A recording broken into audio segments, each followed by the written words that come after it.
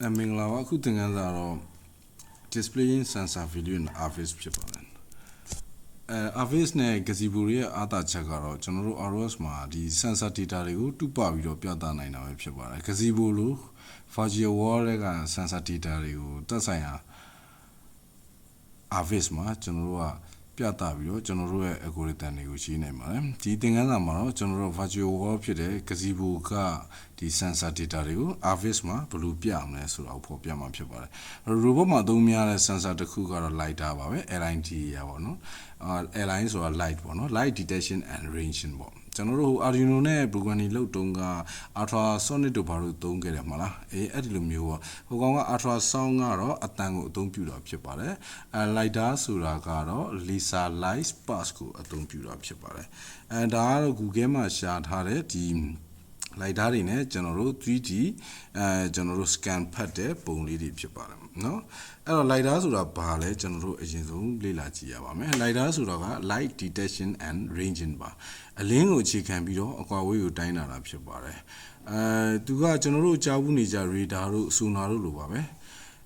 သူတို့တွေမတူတာတော့ radio frequency တို့ ultrasound တို့လိုအဲ့လိုအတန်တို့အစာကျွန်တော်တို့က laser pulse ကိုအသုံးပြုတာဖြစ်ပါတယ်เนาะအဲ့တော့ laser pulse ကိုအသုံးပြုမယ်အဲ့တော့ကျွန်တော်တို့ laser pulse တစ်ခုလွှတ်လိုက်မယ်ပြီးတော့ reflect လုပ်ပြီးတော့ပြန်လာမယ်ပြန်လာတဲ့ကြာချင်းကိုဖမ်းတာတယ်ultrasound မှာတော့ကျွန်တော်တို့ sound ဆိုအတန်ရဲ့အလျင်နဲ့ကျွန်တော်မြှောက်လိုက်တာပေါ့နော်အခုတော့အလင်းရဲ့အလျင်နဲ့မြှောက်လိုက်မယ်ဒါဆိုရင်အကွာဝေးဒီဘယ်လောက် distance မှာရှိလဲဆိုတာကိုရမှာဖြစ်ပါတယ်အဲ့တော့ပတ်လေ scan ဖတ်လို့ရတယ်360 degree scan ဖတ်လို့ရတယ် 2D ဖတ်လို့ရတယ် 3D ဖတ်လို့ရတာပေါ့နော်အဲ့ဒါကတော့သူရဲ့အလုပ်လုပ်ပုံအကျဉ်းပြင်းမှာအဲ့တော့ lidar မျိုးစားတွေပြောမယ်ဆိုလို့ရှိရင်เนาะ lidar မှာကျွန်တော်တို့အသုံးပြုတဲ့နည်းစနစ်တွေကအကျဉ်းပြင်းမြေမျက်နှာတွေမှာတိုင်းတဲ့ဟာ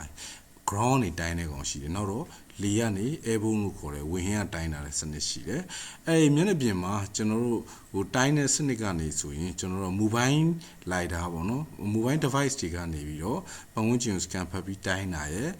အခြေစိုက်တဲ့ဒီ static lidar ရေပေါ့နော် lidar ကိုအသေးထားပြီးတိုင်းတာရေဆိုပြီးနှစ်မျိုးခွဲခြားလို့ရတယ်ကျွန်တော်တို့ဒီ mobile robot တွေမှာသုံးမှာတော့ mobile lidar ပေါ့နော်ရေရွှာသွားလာပြီးတော့ကျွန်တော်တို့ပတ်ဝန်းကျင်ကိုscan ဖတ်တာပေါ့နော် indoor တွေ outdoor တွေသုံးလို့ရပါတယ်ဒီ airborne ဝေဟင်မှာတိုင်းတာတဲ့ဒီ lidar မှာဆိုရင်တော့ဘူးတုဒအနေနဲ့ပြောရမယ်ဆိုရင်သူကတော့ဒီမြေမျက်နှာပြင်ကိုတိုင်းတာရယ်သူကရေအောက်ကိုတိုင်းတာရယ်ဆိုပြီးတော့နှစ်မျိုးရှိပါတယ်เนาะအဲ့တော့ကျွန်တော်တို့ဒီ ultrasonic sensor နဲ့ lidar နဲ့မတူတဲ့အချက်ကတော့ lidar ဒီအလင်းကိုအသုံးပြုတာဖြစ်ပါတယ်ကျွန်တော်တို့က transmit နဲ့ receive ကြားတဲ့အချိန်ကိုအလင်းအလင်း velocity of light နဲ့မြှောက်ပေးပြီးတော့ကျွန်တော်တို့တဝက်ပြန်ယူရမှာပဲဖြစ်ပါတယ်lidar data တွေကိုဒီတိုင်းယူပြီးတော့သုံးလို့ရတယ်လို့တခြား sensor တွေဥပမာ gyroscope တို့GPS တို့ IMU တို့နဲ့လည်းပေါင်းပြီးတော့ data တစ်ခုအနေနဲ့ပြန်ထုတ်လို့ရပါတယ်เนาะအဲ့ data တွေကိုတော့ကျွန်တော်တို့က point cloud လို့ခေါ်ပါတယ်စက်ရုပ်တွေ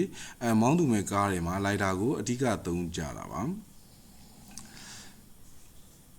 တကယ်တော့ lidar ကိုတကယ်အသုံးပြုနေတဲ့နေရာကတော့ကမ္ဘာမျက်နှာပြင်ရဲ့ပုံတွေကို mapping လုပ်တဲ့နေရာတွေမှာNASA ကလည်းတခြားဂျူတွေလတွေမျက်နှာပြင်နေတဲ့နေရာတွေကိုပုံဖော်တဲ့နေရာတွေမှာအသုံးပြုကြပါတယ်lidar မှာ 2D နဲ့ 3D ဆိုပြီးတော့နှစ်မျိုးရှိပါတယ်3D lidar တွေကတော့ဟိုအများဆုံးအသုံးပြုကြပါတယ် 2D lidar ကတော့360 degree အပြည့်ဖတ်လို့မရပါဘူး280 degree နီးပါးလောက်ပဲဖတ်လို့ရပါတယ်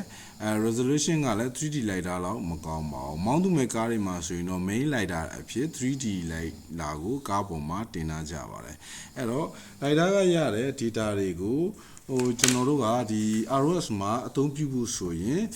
သူ့အတွက်သုံးတဲ့ message ကတော့ sensor message laser scan ဖြစ်ပါတယ်เนาะဒီ package နဲ့ကျွန်တော်တို့ကအသုံးပြုတာဖြစ်ပါတယ်